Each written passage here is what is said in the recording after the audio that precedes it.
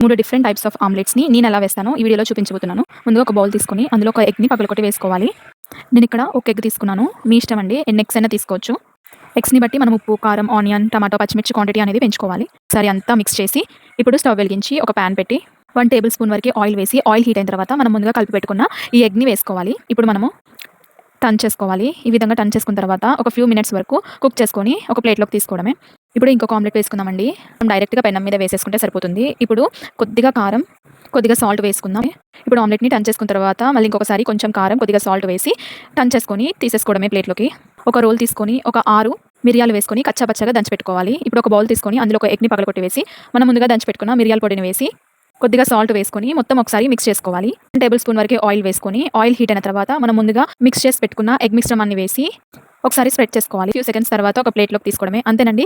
Simple and tasty ఏ మసాలాలు use చేయకుండా different types of omelettes ready అయిపోయాయి.